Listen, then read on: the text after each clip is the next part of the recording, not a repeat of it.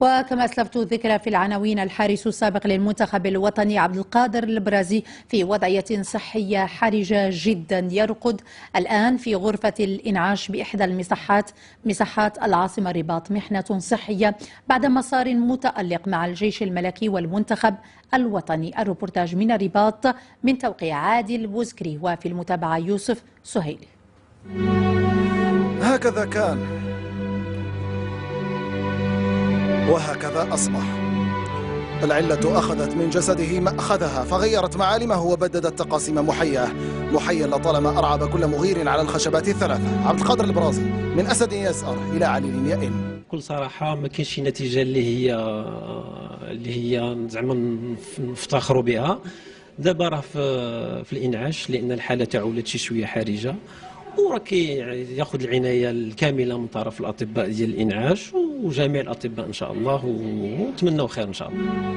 بدأت فصول المأساة قبل بضعة أشهر، غفله المرض فتم نقله إلى المستشفى العسكري بالعاصمة بأمر ملكي، لكن جسده ازداد هزالة لينقل إلى إحدى المصحات الفرنسية على عجل.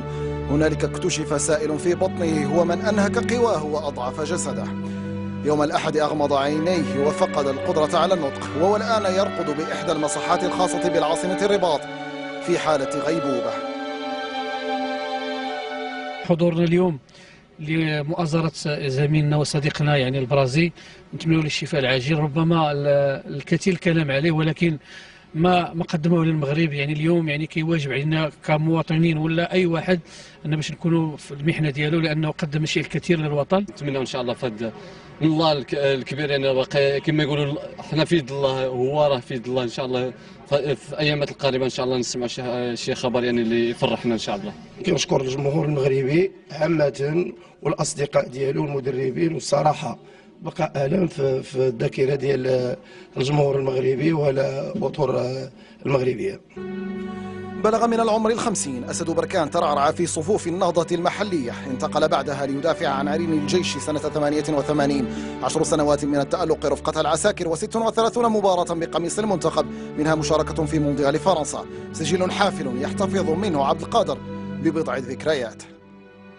أحسن مرحلة عندي من جينا من كأس العالم وسيدنا الله يرحمه استقبلنا وكيشكرنا، وهذاك هو الافضل ديالنا، هو اللي احسن ما عندي في الذكريات. عبد القادر البرازي ينتظر فرجا من الله، واقرباؤه وعاشقوه ينتظرون خبرا سارا يعيد اليهم اسطورتهم سليما معافى، ونحن ندعو له بالشفاء.